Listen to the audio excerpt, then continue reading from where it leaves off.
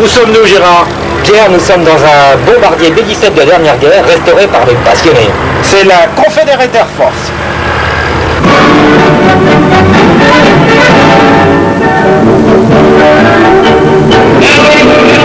La Confederate Air Force est une association qui a déjà plus de 25 ans. Elle regroupe des passionnés qui restaurent et font voler le maximum d'avions datant de la dernière guerre. Leur base est à Arlington au Texas et chaque année au mois d'octobre a lieu un grand show, une sorte de reconstitution historique, The Ghost Squadron, l'escadron du souvenir. Plus de 250 avions viennent de partout. Ils volent ici et font replonger dans le passé les 400 000 spectateurs venus pour la circonstance. Et cette grande fête, Gérard, dure 3 jours. Et maintenant, fermez les yeux pour quelques secondes. Nous sommes en 1936, en Espagne, juste 18 ans après la fin de la Première Guerre mondiale.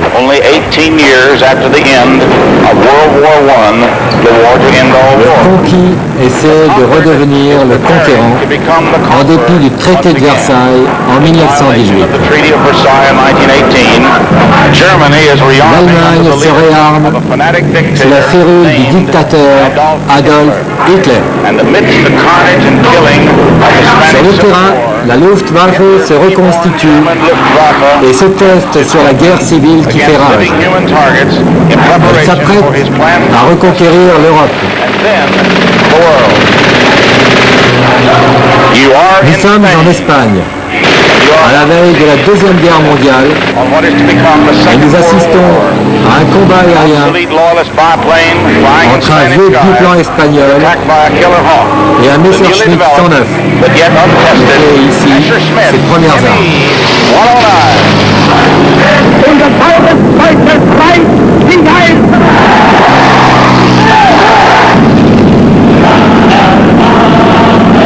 À l'automne de 1940, Hitler est prêt à envahir l'Angleterre. Il demande au maréchal Göring de neutraliser les défenses aériennes de l'Angleterre. Ce qu'on a appelé la bataille d'Angleterre s'est déroulée en août et septembre 1940. En 84 jours de combat continu, nuit et jour, les Allemands perdirent plus de 1700 avions contre 900 pour la RAF. Fin septembre, il était clair que la Luftwaffe n'avait pas réussi à chasser du ciel les Anglais. Et Hitler a été obligé de remettre à plus tard l'invasion de l'Angleterre. Churchill peut dire alors, jamais autant de personnes n'ont dépendu que de si peu d'hommes. And he paid magnificent tribute to the handful of intrepid Royal Air Force pilots with these very Pearl Harbor, maintenant voici les images. Une attaque surprise a cloué au sol l'aviation américaine. La plupart des avions ont été détruits, empêchant toute contre-attaque contre les Japonais. Leurs avions ont bombardé sans être inquiétés par vagues successives la flotte américaine dans le port de Pearl Harbor.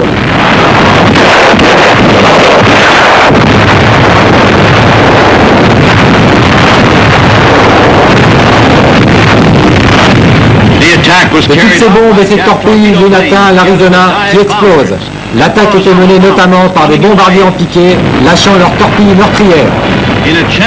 Par malchance, une bombe a pénétré par une cheminée dans la soute à munitions, provoquant la destruction totale et immédiate. Nous voyons également le Tennessee et le West Virginia, eux aussi atteints et en flammes.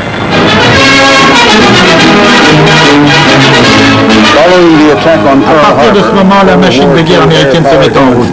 Des milliers d'appareils sont mis en chantier et deviennent très vite opérationnels. C'est eux que nous retrouvons ici, à Arlington. Ces avions, par leur démonstration, non seulement nous offrent un spectacle, mais nous donnent une leçon d'histoire. Ici, on peut voir la plupart des appareils de ce conflit.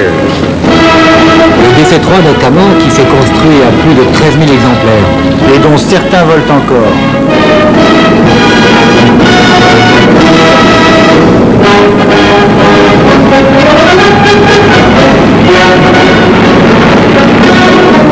Un des 2300 exemplaires du fameux Corsair, appareil embarqué sur la Navy.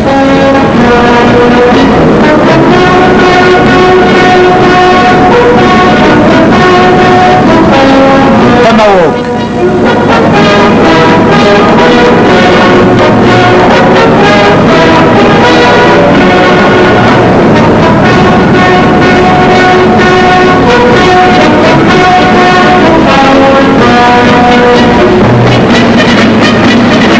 Mitchell Invader. Tous ces pilotes et mécaniciens que nous voyons sont naturellement bénévoles. Ils consacrent une grande partie de leur temps pour faire voler ces machines. Ces machines qui coûtent très cher à faire voler, elles consomment beaucoup de carburant et ne sortent que dans les grandes occasions comme ici à Harlingen.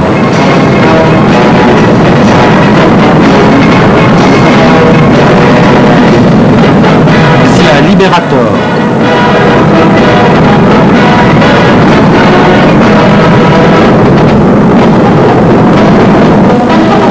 La Confederate Air Force possède en propre une quarantaine d'appareils parmi les plus rares. En adhérant à la Confederate Air Force, le contribuable américain peut déduire de ses impôts jusqu'à 10 000 $. 100 000 francs.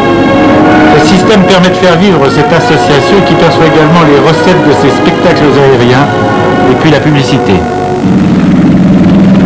Chaque avion peut avoir un ou plusieurs sponsors qui le prennent en charge techniquement et financièrement.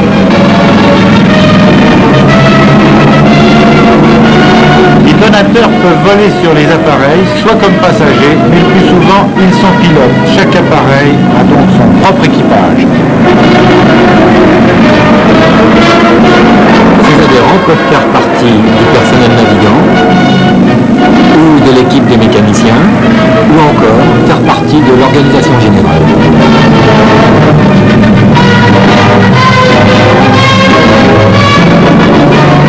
Le pilote aux commandes doit avoir une grande expérience et l'équipe responsable décide qui sera le pilote le plus apte à préserver sa machine.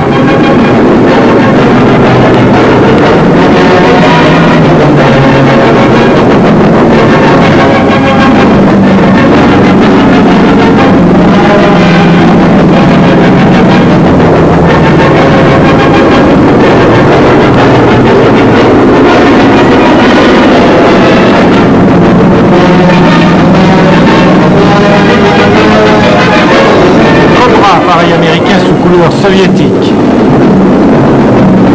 Le P-38 Lightning.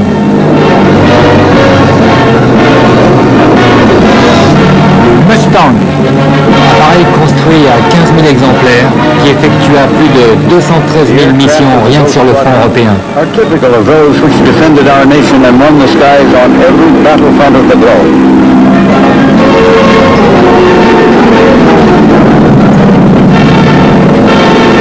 Some rose to fight at Pearl Harbor. They fought over the Coral Sea, the Battle of Midway, the Solomons, Guadalcanal, Bougainville, Rabaul, and Burma. Across North Africa.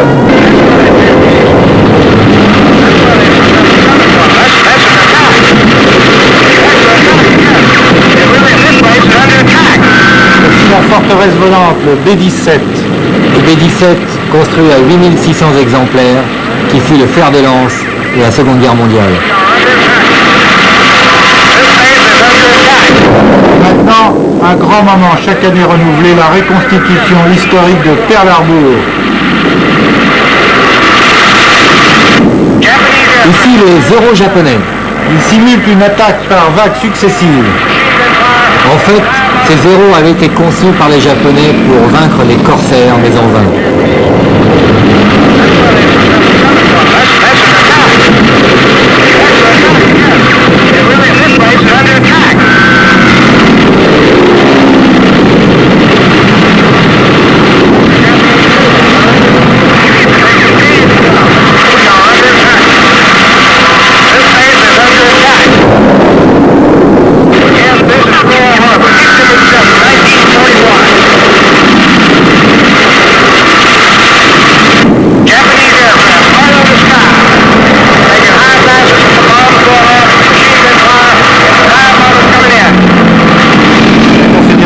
De nombreux zéros, Gérard.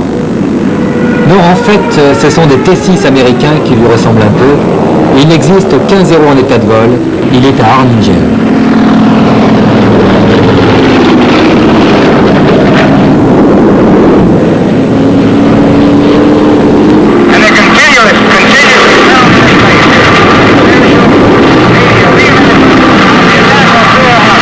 bataille aérienne est d'un effet saisissant. Rassurez-vous Gérard, c'est pour le spectacle. Et un spectacle qui a demandé beaucoup d'heures de répétition.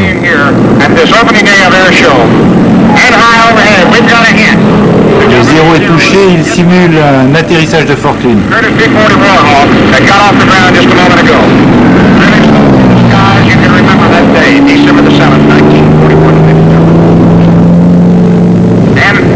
Et voici le B-17. Le train droit ne sort pas. Situation dramatique, mais bien prise en main par le pilote. Regardez plutôt.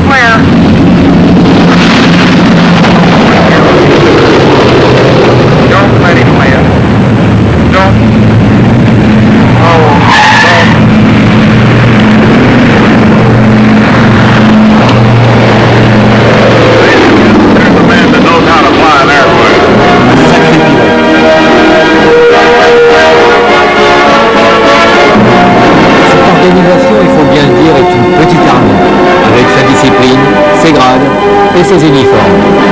D'ailleurs, l'uniforme est obligatoire. Lorsque vous payez votre cotisation, vous devenez automatiquement officier, le grade est rapide et les colonels sont nombreux. L'article 17 du règlement prévoit d'ailleurs de ne pas utiliser le grade de colonel en dehors de l'organisation. Gérard, y a-t-il un général? Ils sont même 11. Ils sont élus, Ferrari-signe dans une armée et constituent l'état-major. Beaucoup d'entre eux ont été pilotes dans l'armée. Oui, mais ici, il rejoint la guerre, qu'il l'ait faite ou non. Et avec l'escadron du souvenir, c'est une image de l'Amérique toujours triomphante que les spectateurs viennent chercher. A mythical commander beckons with a ghostly hand. Like the old and fabled phoenix, they'll rise to fly again, to perpetuate the spirit of the peace they helped to win.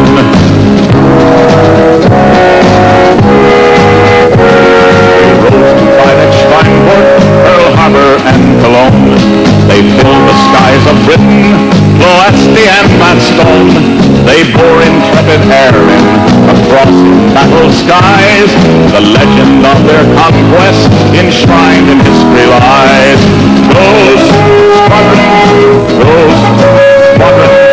gallant planes and valiant men, gallant planes and valiant men.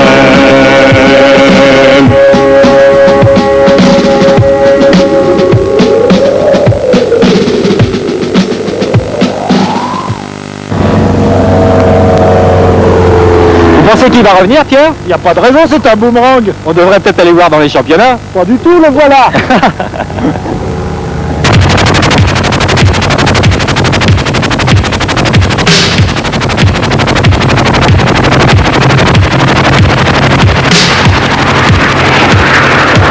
Si mes amis aborigènes utilisaient le boomerang comme arme de chasse, c'est qu'il ne manquait pas d'idées. En effet, pourquoi se déplacer si l'on a manqué sa cible? Plus de pertes inutiles, récupérez vos munitions et sans vous fatiguer. Il fallait y penser. Quelques milliers d'années plus tard, les Français, qui eux non plus ne manquent pas d'idées, ont organisé à Paris un championnat de France, le boomerang.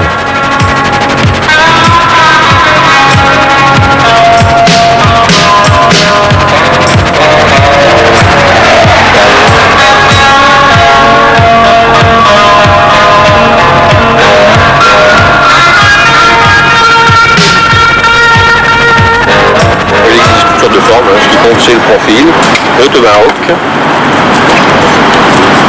le chat, ce que j'ai pas vu derrière, le boomerang de ménage, et très pratique qui se met dans la poche, le boomerang pliable.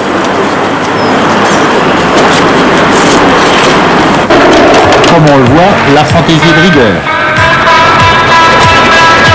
Cet instrument remarquable a fait l'objet d'études très poussées et les adeptes dans le monde entier le perfectionnent sans cesse. Et maintenant, Gérard, je vous présente le Guillaume Tell du boomerang.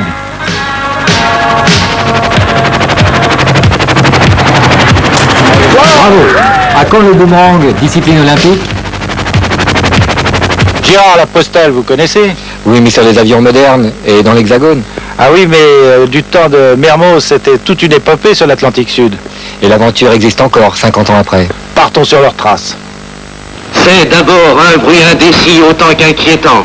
Puis la rumeur se précise, Mermoz a disparu. Parti le 6 de Dakar pour Natal, il emmène avec lui sur la Croix du Sud Pichedou, Aizan, Cruvellaire, Lavidal. Et c'est l'angoissant silence. Tant de fois déjà, pionnier de l'Atlantique Sud, Mermoz avait défié la mort, vaincu l'océan. Dans son émotion angoissée, la France entière, avec tous ses pilotes, se refuse encore, malgré tout, à accepter l'irréparable.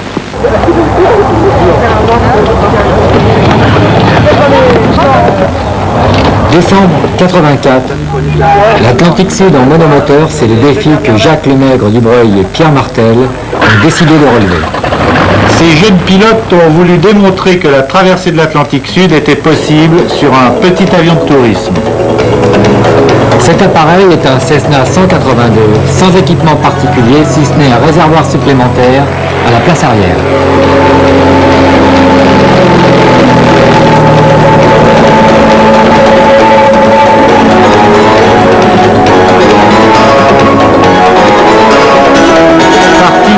Noble, ils ont d'abord rallié Agadir, puis affronté le vent de sable de la Mauritanie.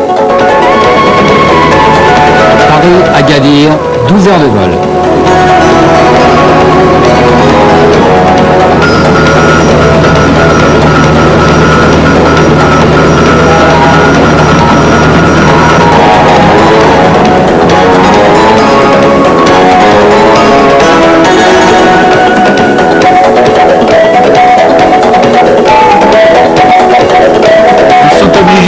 Très bas car le vent très fort et de face leur fait perdre de la vitesse.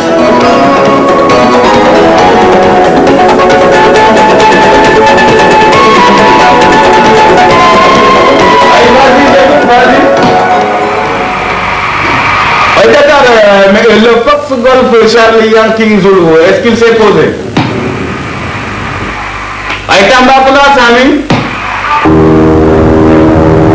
Les contrôleurs africains veillent et bientôt le contact est établi avec Saint-Louis du Sénégal.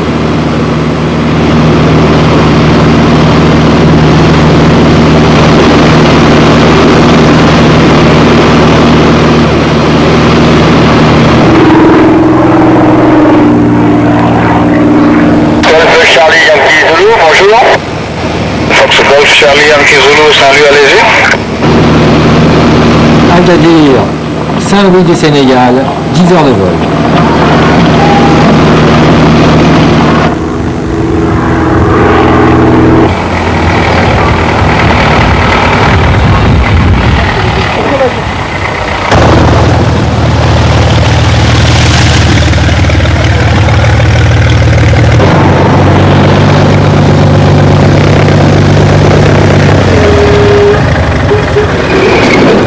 Bravo les gars. J'ai passé. Bonjour. 90 nœuds. Toujours du vent. 90 nœuds au lieu de 150. Agadir, Saint-Louis, quel niveau?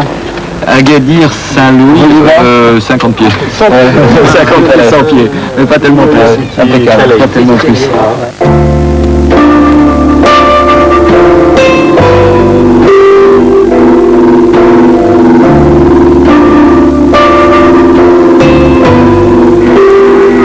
L'homme de la météo. Oui, mais quel est le vent là? La direction du vent, s'il vous plaît, la force.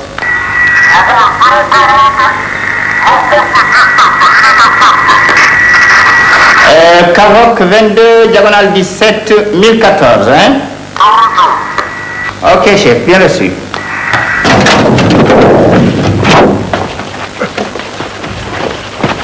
Le plein de carburant.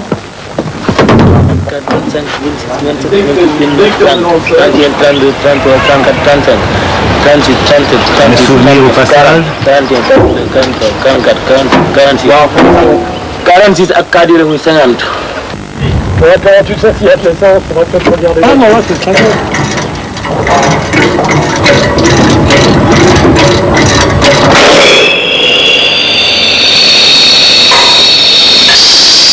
Les vents sont-ils favorables? Maintenant, je vais lancer mon ballon. Oui. Voilà. Vous pouvez le lancer, monsieur. Et il est parti.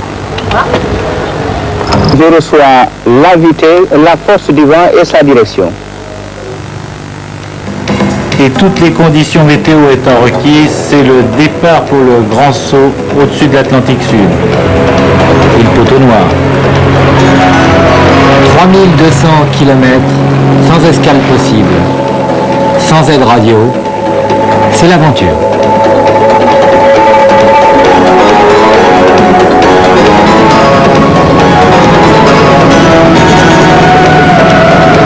Un dernier adieu à la terre d'Afrique et bientôt cap sur le Brésil, avec un risque au milieu, le poteau noir. Ce poteau noir, un conflit de masse d'air au niveau des alizés, provoque ici une barrière orageuse particulièrement violente. Sans radar, c'est un moment très difficile à passer pour ce petit monomoteur. Tout comme autrefois pour les pilotes de l'aéropostale.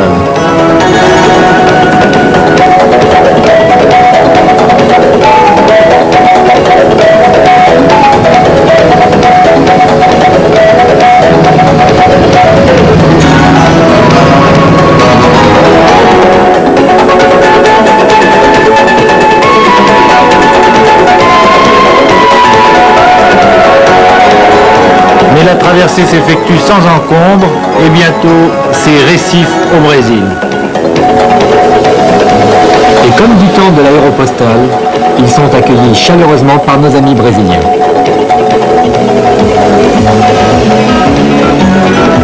Mais malheureusement, ils n'arriveront pas à Rio. Une panne d'alimentation va les contraindre à se poser dans un champ de canne à sucre. Beaucoup de casse, mais pas de blessés. Une chance que 50 ans plus tôt, Mermoz n'a pas eu.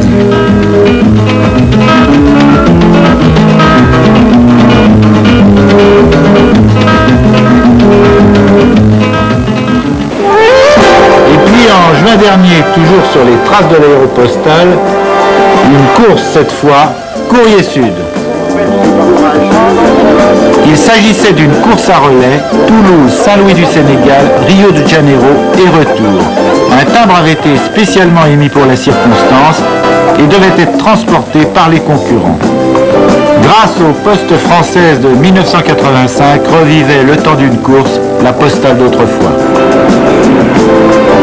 La première partie du trajet était réservée à des pilotes amateurs, la plupart sur monomoteur.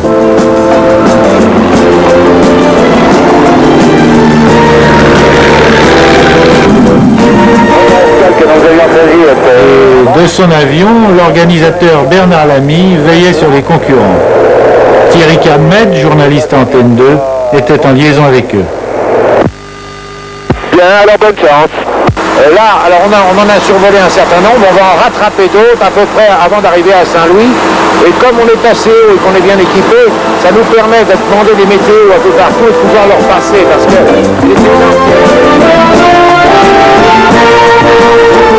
Après le survol de l'Espagne, du Maroc, de la Mauritanie et du Sénégal, c'est enfin l'arrivée pour ces 30 monomoteurs sans encombre. Saint-Louis du Sénégal.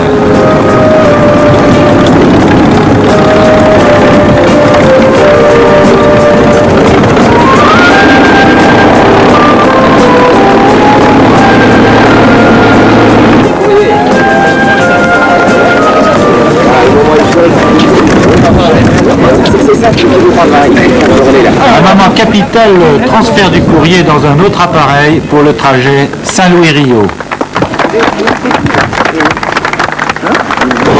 Pour ce deuxième tronçon, il y avait malheureusement beaucoup moins d'avions. Les difficultés techniques et financières y furent pour beaucoup.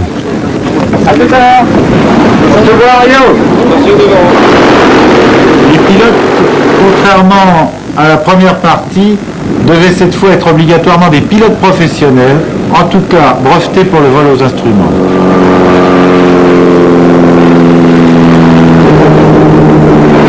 La plupart de ces avions étaient des bimoteurs, pour une question évidente de sécurité.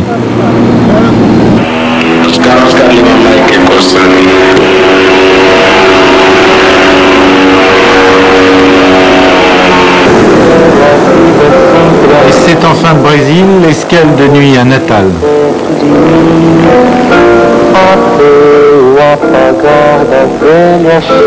Puis Rio de Janeiro.